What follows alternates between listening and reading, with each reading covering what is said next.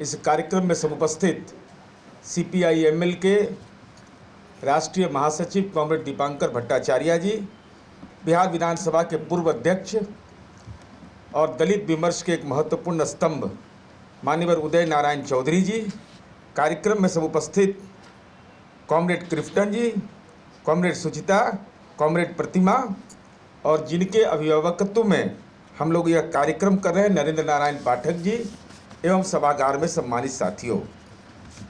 विस्तार से मणिपुर की अद्यतन स्थिति, मणिपुर के सामाजिक अंतर्विरोध, मणिपुर के सामाजिक आर्थिक अंतर्विरोध के चलते जो वहाँ विभिन्न सामाजिक समूहों के बीच अविश्वास, इन तमाम बिंदुओं की चर्चा उस रिपोर्ट में है।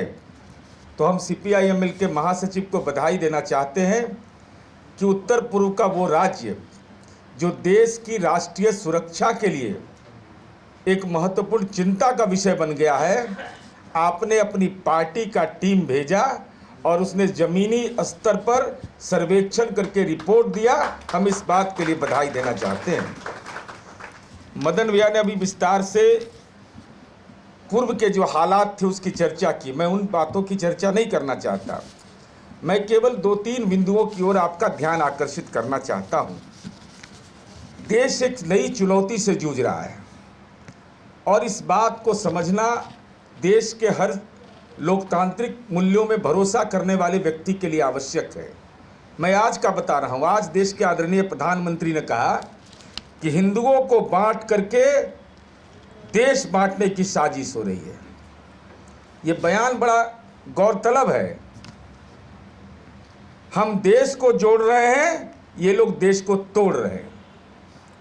ये नरेंद्र मोदी का बयान है, आज का बयान। कल का बयान था कि जाति की चर्चा करके लोग विकास के एजेंडे को पीछे कर रहे हैं।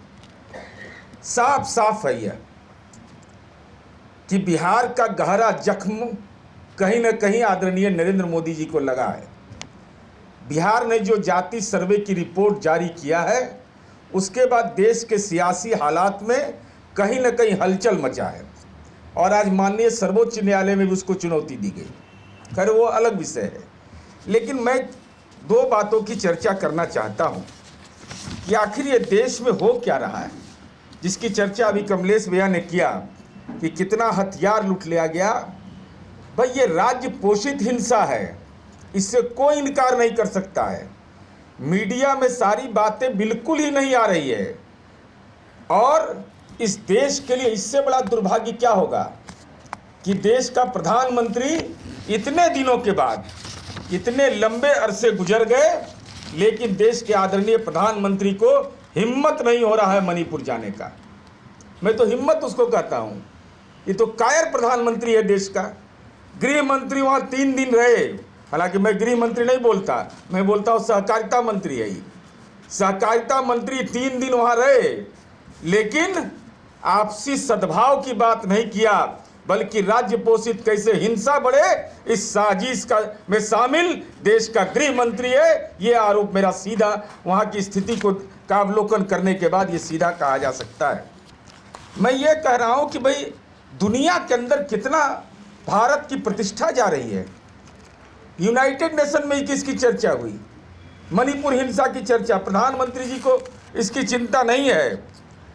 और मणिपुर में अब कितना हालात क्या हो गया कि देश के अंदर में पार्लियामेंट के अंदर विपक्ष को अविश्वास प्रस्ताव मणिपुर के हिंसा पर लाना पड़ रहा है।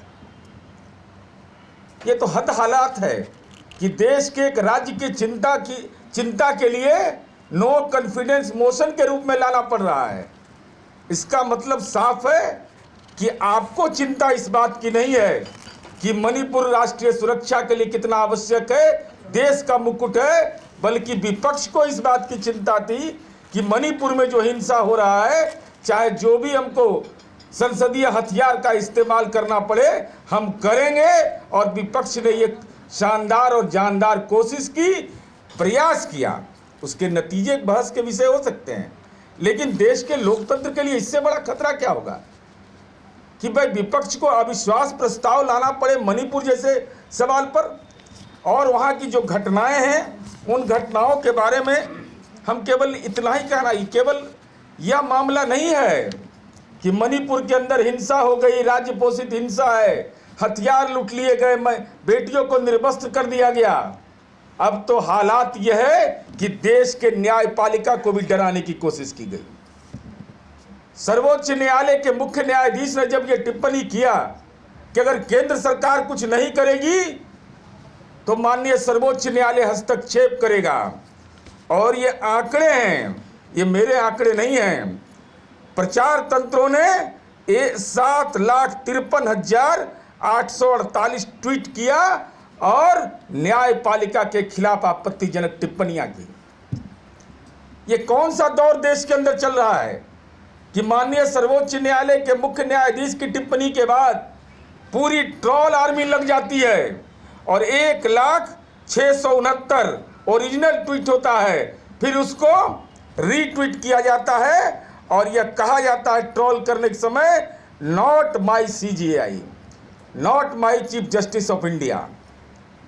देश का हालात, यह हालात अब पहुंच गया कि माननीय सर्वोच्च न्यायालय कोई टिप्पणी करेगा तो केंद्र में बैठी हुई सरकार की ट्रोल आर्मी सुप्रीम कोर्ट के चीफ जस्टिस को भी डिमोरलाइज करने के लिए अपने ट्रोल आर्मी को लगा देता है मोदी और शाह। ये लोकतंत्र के लिए एक नए खतरे का संकेत है। मैं इन बातों की चर्चा इसलिए करना चाहता हूं कि दुनिया के अंदर में मैं ऐसा कहीं हुआ है कि चीफ जस्टिस के खिलाफ अनाप शनाप टिप्पणी किया जाए। अब कोई देश में बोलने वाला नहीं है।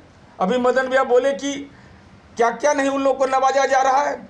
किसान आंदोलन के संदर्भ में देखिए आप, खालिस्तानी है तो पाकिस्तानी है, क्या क्या नहीं बोला गया।